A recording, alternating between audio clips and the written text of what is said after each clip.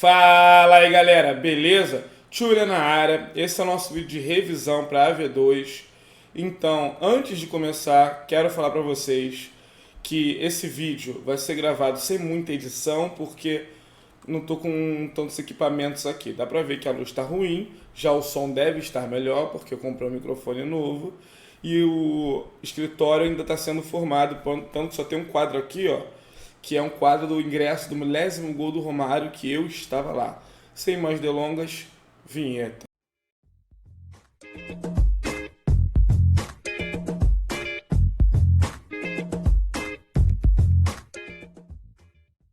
Então, galera, nossa AV2 vai ter como principal tema demografia. Dessa demografia, eu dividi em teorias demográficas, transição demográfica e estrutura da população, que são temas correlatos dentro do mesmo guarda-chuva, e nisso a gente consegue estudar de uma forma mais sistematizada. Eu acho que vai ser legal esse tipo de vídeo aqui para ajudar. Claro que não vai ter questão. Aqui vai ser só uma explicação, um resumaço do que a gente viu em sala de aula.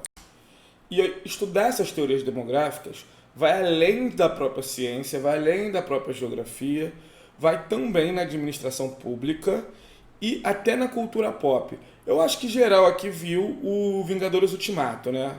Todo mundo viu. E qual era o plot do vilão? O vilão Thanos dizia que se diminuísse a população dos planetas pela metade, a relação entre recurso e população seria mais favorável. Esse pensamento vem de uma teoria chamada Malthusiana, de Thomas Malthus, que ele dizia a seguinte coisa: a população cresceria em progressão geométrica. 2, 4, 8, 16, 32, 64, 128, por aí vai. Já os recursos em progressão aritmética. 2, 4, 6, 8, 10, 12. Então, seguindo esse raciocínio, a gente não precisa ser muito inteligente para perceber que, com o tempo, a oferta de alimentos se tornaria menor do que a população. E por quê? Ele acreditava que os alimentos, que os recursos, seguiriam de maneira linear. Aqui na azul, ó, os recursos. Já a população teria uma curva ascendente. E é nesse ponto aqui, onde as duas barras se encontram, que daria ruim. E para ele, muito ruim. Por quê? Porque para o Thomas Malthus, e para a teoria malthusiana em geral, para quem seguia essa teoria, a população não deixaria de crescer. Ela tenderia a crescer ao infinito. Apenas errando em um ponto. Na verdade, dois. Eles não contavam com que a agricultura conseguisse produzir mais alimentos de maneira muito mais rápida e eficiente, e também com o controle populacional dos governos sem nenhum tipo de violência impositória, ou seja, sem nenhum tipo de coerção, e a própria população. A mudança de hábitos também faz com que a população tenha o seu crescimento acelerado ou freado. Aqui vamos um exemplo. Claro que vão haver exceções, mas provavelmente a sua família vem diminuindo. Vou dar um exemplo. O meu avô teve tantos irmãos que ele nem lembra quantos irmãos ele teve. A minha avó, esposa do meu avô, né? O meu avô teve 12 filhos. Então minha mãe tem 11 irmãos. Já eu sou filho único. Ah, William, é raridade ser filho único. Mas olha só, a minha tia que mais tem filho tem 3 filhos. Já o meu tio-avô, que teve menos filhos, teve 7. O que a gente está vendo isso aqui?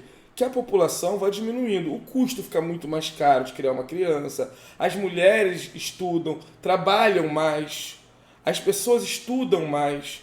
Se eu perguntar aqui para qualquer menina aqui, que tenha de 15, 18 anos, aqui, 15, 16, 17, 18 anos, já que é uma turma de segundo ano do médio, provavelmente, qual é o seu sonho, menina? A menina vai responder: quero ter uma família, uma BMW X6 V6 blindada. Vai falar: quero ir para as Maldivas, quero tirar a foto lá que a Jade Picon tira. Quero ter uma base mais cara do que a da Virgínia. Quero ter uma chuteira do Messi.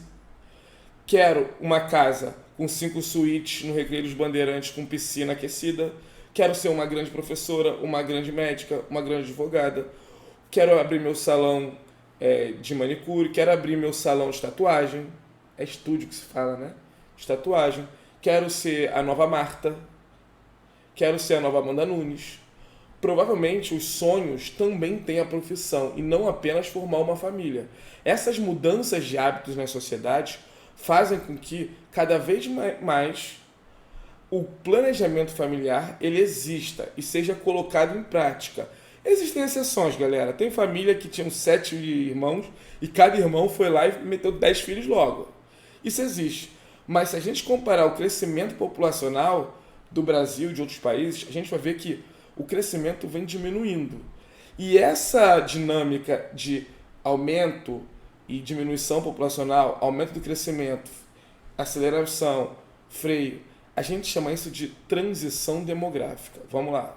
Galera, para entender o crescimento da população, a gente tem um conceito chamado crescimento vegetativo. Mas vamos lá. Olha só, a taxa de natalidade é o número de nascimentos por ano a cada 1.000 habitantes da população absoluta. Assim a gente calcula quantas pessoas nasceram, qual o percentual de nascimento, certo? Beleza, William, você já explicou isso, mas vamos a outra coisa aqui. Agora, a gente tem a taxa de mortalidade, que é a mesma coisa, só que o número de mortes, o número de óbitos. E o crescimento vegetativo é simplesmente... O crescimento vegetativo é a relação entre natalidade e mortalidade. Basicamente, natalidade menos mortalidade igual a crescimento vegetativo. Essas duas taxas juntas, calculando-as em conjunto, a gente consegue ter o nosso crescimento vegetativo. E agora nós vamos para a transição demográfica. Vamos lá. Então, galera, eu acho que vocês estão vendo aqui. E olha só, a primeira fase, a fase 1, é da pré-transição. E a gente vai ter um crescimento vegetativo considerado baixo. E por quê? Natalidade e mortalidade estão lá no alto. E se as duas estão lá no alto, a gente vai ter uma diferença muito pequena entre elas. Mas aí o que acontece? Nessa época aqui, nessa etapa, os países eles costumam ter o quê, galera? Eles costumam ter um crescimento baixo justamente porque são as economias pré-industriais. Então a gente vai ter baixo custo de formação do indivíduo.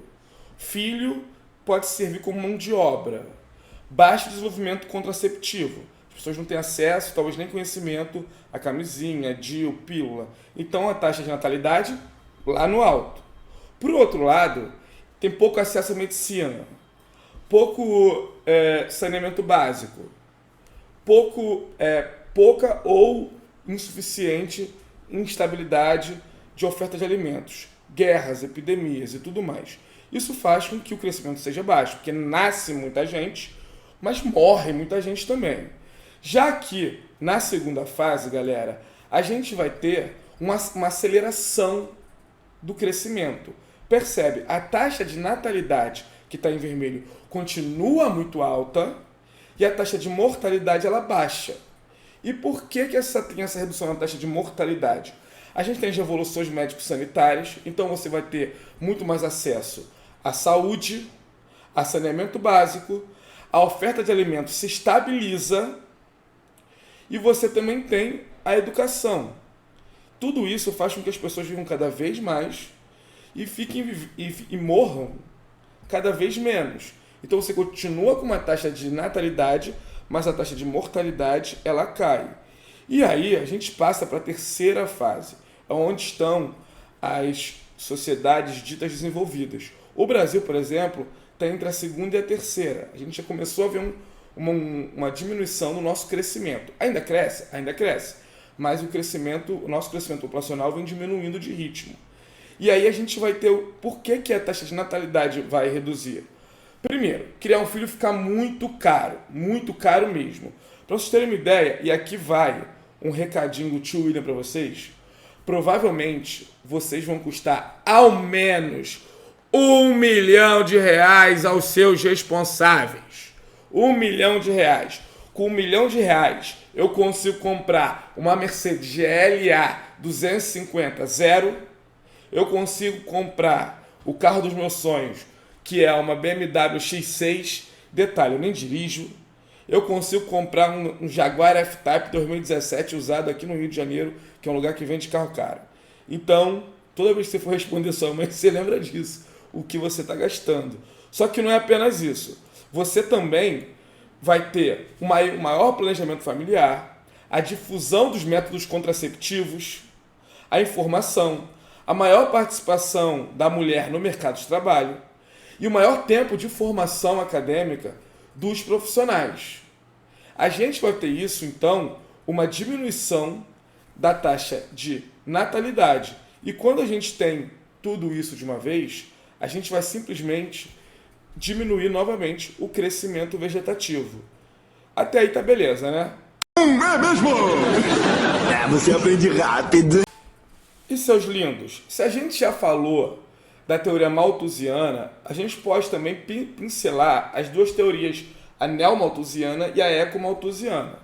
A neomalthusiana dizia que crescimento vegetativo alto é igual a subdesenvolvimento, porque você vai ter elevados gastos sociais, e ele pregava políticas radicais, aborto, esterilização compulsórios, isso é muito grave, hoje longe, e em alguns casos até infanticídio. E ele atribui os problemas dos países subdesenvolvidos ao alto crescimento vegetativo. E é uma teoria determinista, ou seja, ela diz que se tiver muita população, a população estiver crescendo muito rápido, vai dar ruim e acabou. Já a ecomalthusiana usa esse pensamento para falar dos impactos ambientais. Então ele atribui os problemas ambientais dos países ao alto crescimento vegetativo. E mais uma vez, sempre acusando os países subdesenvolvidos. E ela acaba ignorando as disparidades do padrão de consumo. Mas, William, o que é um padrão de consumo alto? Por que você está falando disso? Vamos pensar o seguinte, meu querido.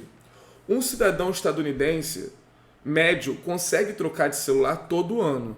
Então, se todo ano ele consegue trocar de celular e ele quer trocar de celular, ele vai demandar muito mais matéria-prima e vai ter muito mais lixo advindo desse consumo. Diferente de um cidadão médio de Mianmar, que tem um consumo muito mais baixo. Então, mesmo a gente tendo, por exemplo, dá um outro exemplo, o exemplo mais extremo do mundo, Sudão e Sudão do Sul, alguns dos países mais pobres do mundo, com um consumo per capita baixíssimo, eles vão acabar poluindo, vão acabar gerando muito menos impacto ambiental que um país como os Estados Unidos, ou mesmo o Brasil, um país em desenvolvimento, onde o consumo é muito maior. Então a teoria mais aceita hoje, não a única, mas a teoria mais aceita, a gente chama de teoria reformista. Tem um outro nome que é marxista. Mas galera, não tem nada a ver com comunista, não é com socialismo aqui não. Por quê? Aqui a gente vai falar que os problemas sociais são frutos, são advindos da desigualdade.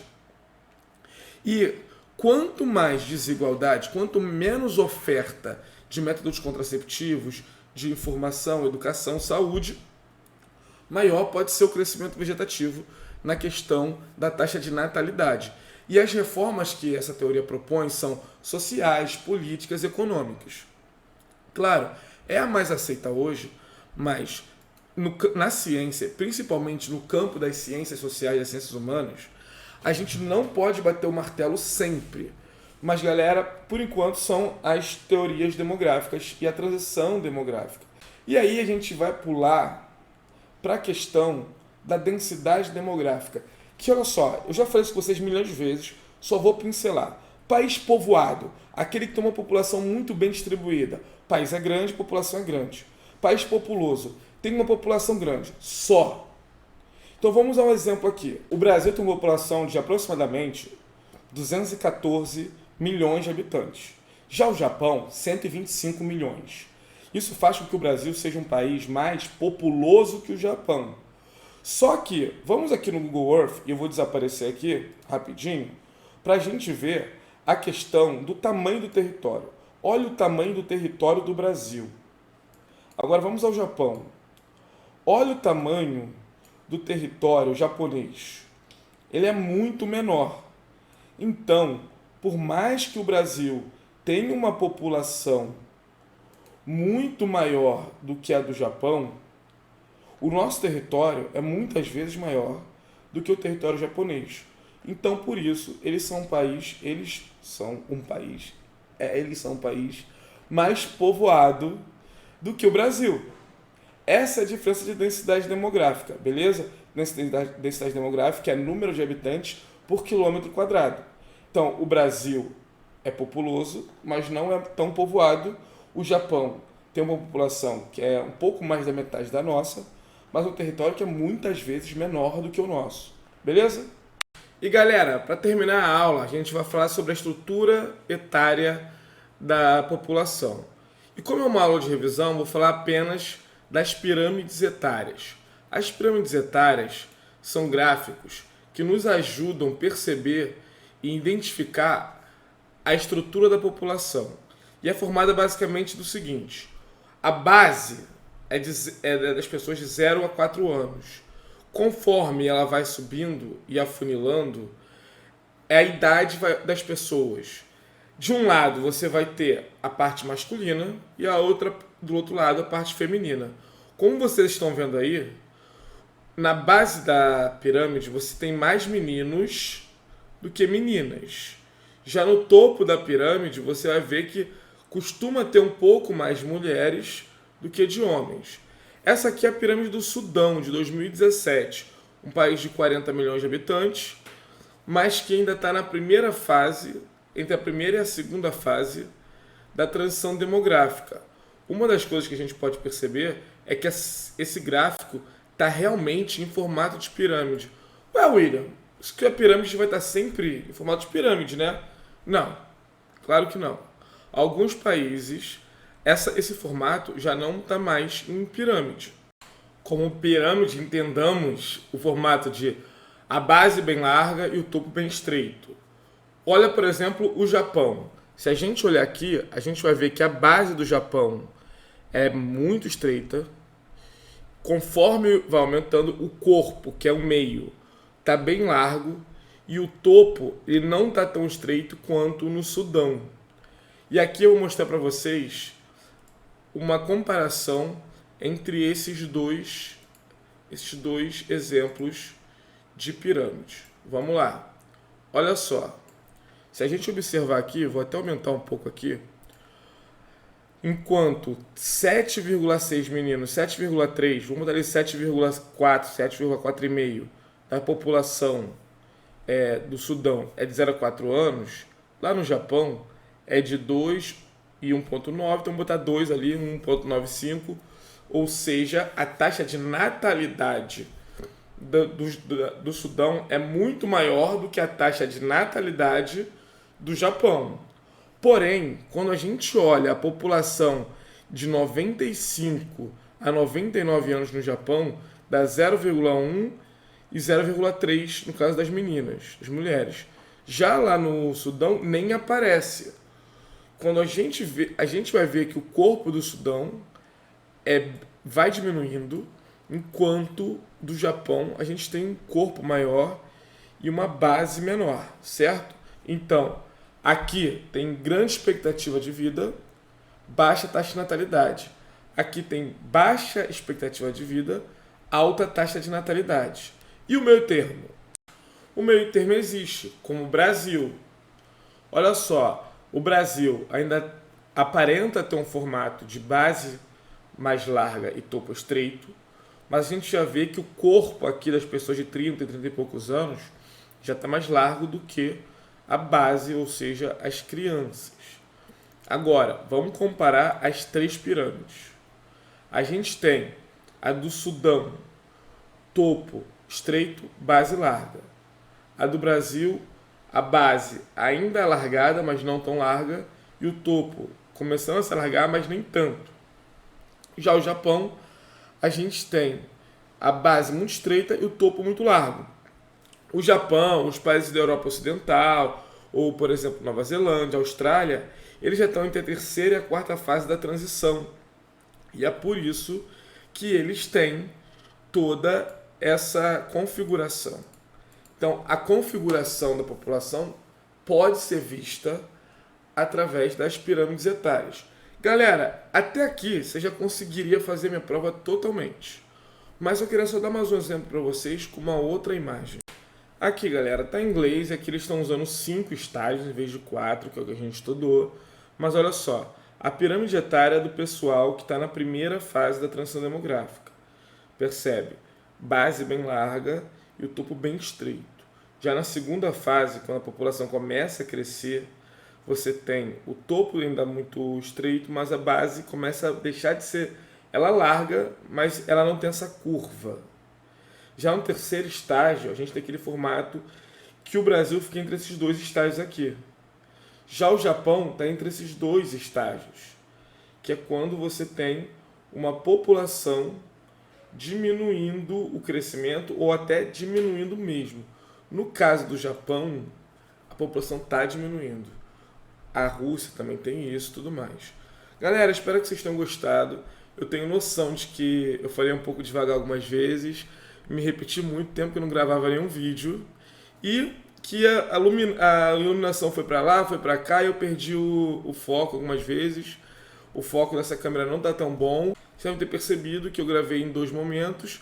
Foi porque eu estava gravando, mas não podia deixar de ver o Vasco meter 2-1 fora de casa na estreia do Campeonato Brasileiro contra o Atlético Mineiro. Então é isso, galera. Fiquem com Deus.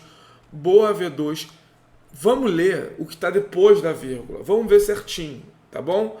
Uma das falhas que as turmas cometem é não ler os pormenores das questões. Eu, William, não costumo botar pegadinhas.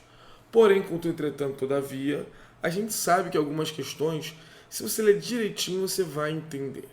Então é isso, que com Deus, abraço do tio William.